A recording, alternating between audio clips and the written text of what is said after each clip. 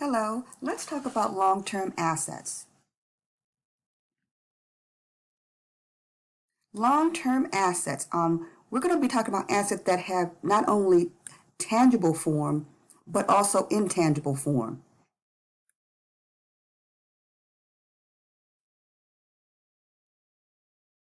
Remember, in the past, we were talking about transactions recorded at the time of purchase and at the price paid at purchase. That is called historical cost. So all of these terms really do make sense, but you have to remember when we're talking about what we record on our financial statements, we want to record the asset or any type of purchase at the price that we paid. Price paid in general is going to be the historical cost. So when we're talking about assets that are fixed or assets that we can touch and feel, have a physical substance, we have to remember it's all costs associated with placing that asset in its use. That includes taxes, closing costs, title fees, installation, all those costs. So when we put all those costs together, that's going to be the price or the historical cost of that asset, and which we will be placing on our financial statements. Assets like these long-lived assets have a lifespan that extends beyond 1 year. And our matching principle requires us to match the use of that asset with the revenue that it generates within the time frame of that period. So we are going to be systematically allocating the cost or spreading that cost out over a period of time to match it with the associated revenues in the appropriate accounting period. That we call is depreciation, a systematic allocation of cost of a physical asset. We do the same thing for assets that are not physical, intangible assets as well. Again, we want to allocate the cost of that intangible over a period of a lifespan that we are going to be using, or we're going to have that asset to use to help us support our revenue generation. When we systematically allocate the cost of an intangible asset, that's going to be called amortization. And the same is true for an asset that gets used up. Wasting assets, assets like petroleum, etc., or those assets do have a physical substance, but they are used up. They are part of the natural resources of this planet, and they have a very, very limited amount of that particular natural resource. So assets that get used up, we deplete them, and that's called depletion. And again, we systematically allocate the cost of that asset over what we believe the expected use or time that this particular asset will be used up. So that's going to be the matching principle. That's why we have depreciation, and that's why we have amortization, and that's why we have depletion. So we want to spread those costs out. We want to make certain that we determine at the time of purchase how long that asset's going to live, how much it's going to be worth at the time it's fully used up. That's called our residual or salvage. And we want to determine how we're going to depreciate it. We could use a straight line method. We could use double declining. We could use number of methods. And again, the methods are not necessarily the end result. The organization has to determine based on the needs and based on the use of that asset, what depreciation method best reflects the use over time. So straight line may very well be absolutely beneficial and appropriate, but not always. So in this particular chapter, just remember when we're trying to use a depreciation method, it's not necessarily the method that's important. It's why we're using a specific method or a specific asset. That's more important, because more organizations can use a number of different methods to depreciate various numbers of assets. So straight line may not be used for all of their assets. It may be used for some of their assets. They may use double declining for others. For example, an asset like furniture, I would say straight line makes sense because an asset of like a furniture, it's not very volatile. It's not going to change too much, and you could pretty much rely on a systematic use in a very, very steady use over 15 years. But a motor vehicle, on the other hand, where there's a lot of use in the early years and a lot less use in the later years, Double declining may very well be appropriate. So think about the method of depreciation as a guide to how that asset will be used for the organization.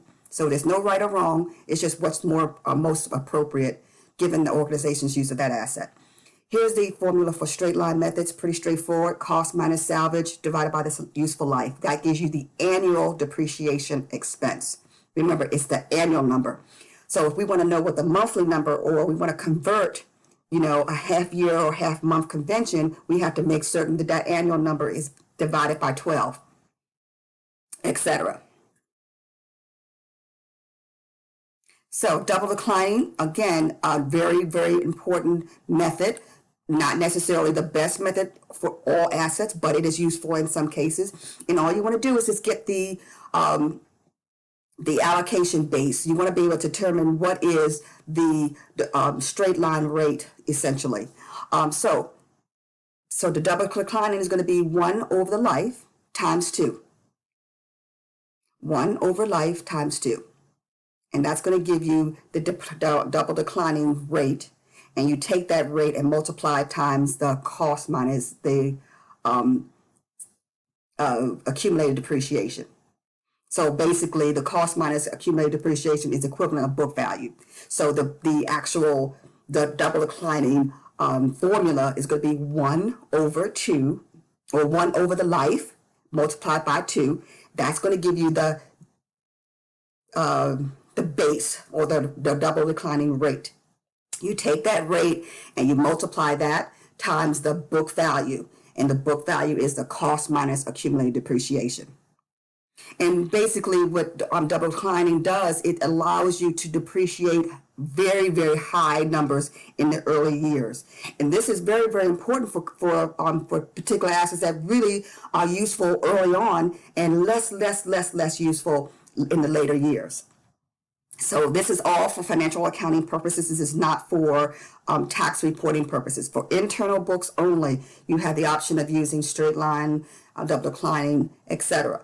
My suggestion would be to work more and more examples. But this particular, these two particular methods and formulas are not all that complicated. The most important thing to understand is when you're doing straight line, you're just going to take that cost minus salvage divided by its life, gives you your annual depreciation. If you need a monthly depreciation, you divide it by 12. Double declining is going to be 1 over the life, or 1 over 4 years, multiplied by 2. That gives you a rate. That rate is multiplied by the book value. The book value is the cost minus accumulated depreciation. That's as simple as that. Now, units of production. Again, units of production method is very, very useful when you're talking about wasting assets. And how often that's used when you're talking about wasting assets. But the method gives you an easy way to figure it out. It's not a very complicated formula. Cost minus residual divided by the useful life in units. And again, when you're talking about assets that deplete, often the useful life is going to be the number of ores that they're going to extract, or the number of units that they're going to extract from that particular resource.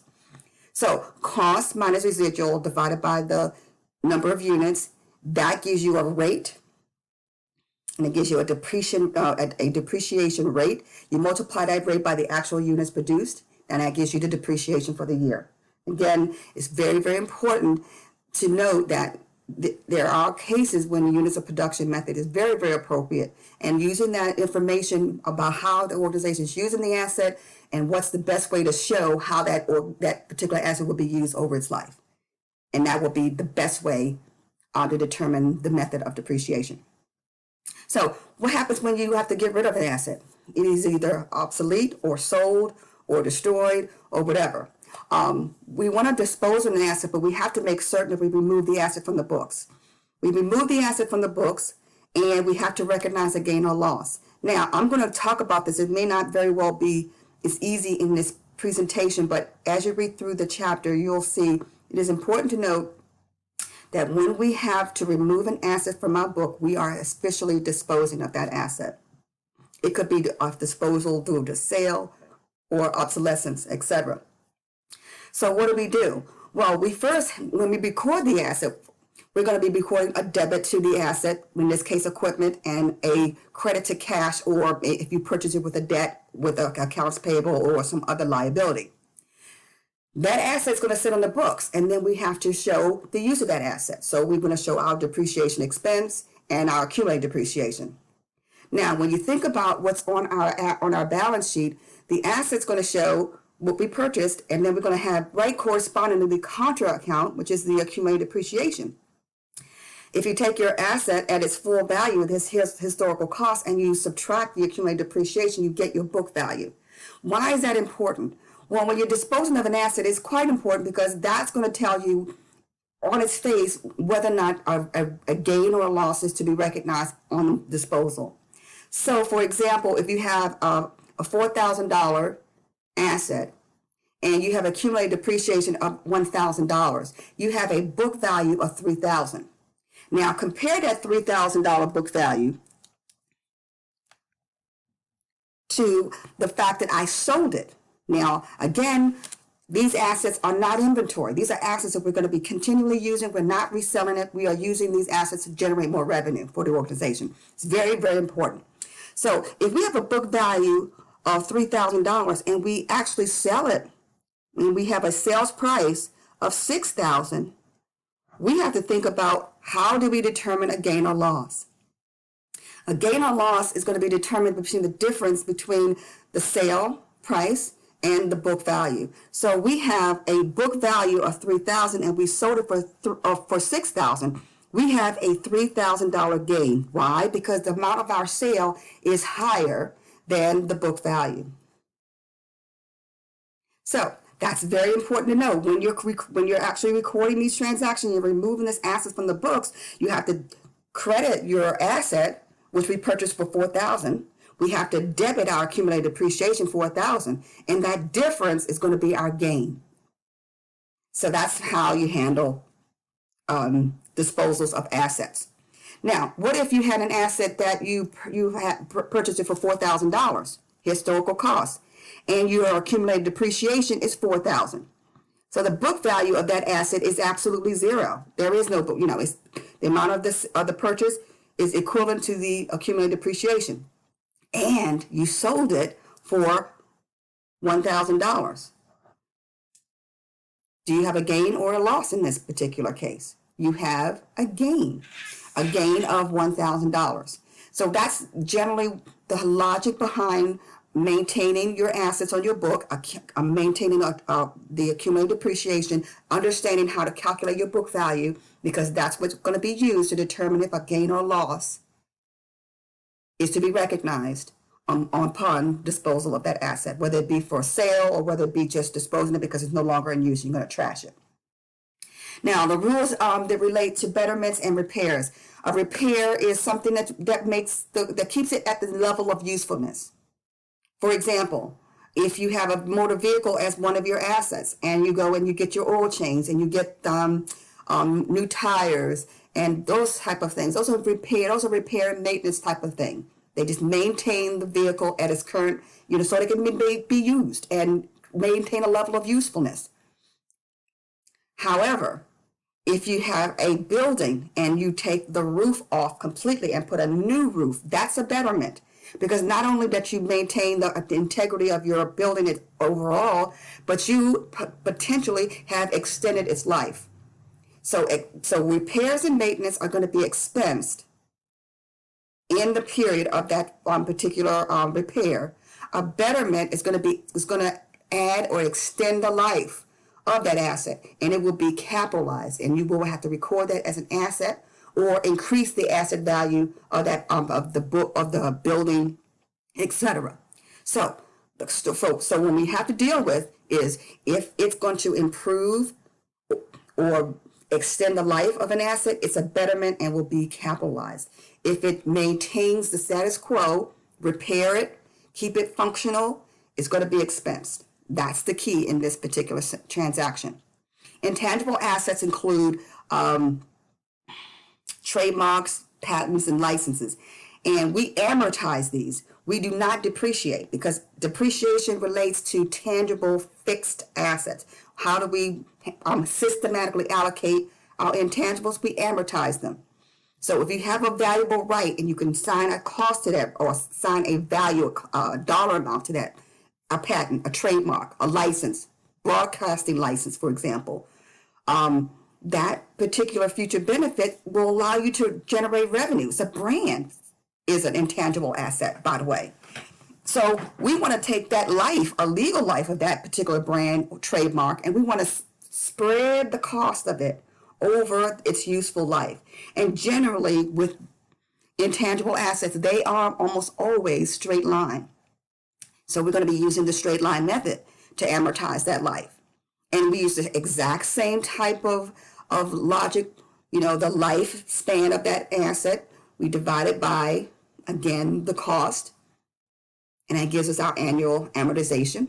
And if we record our amortization on a monthly basis, we just divide it by 12 and it gives us our monthly. So it's very, very straightforward.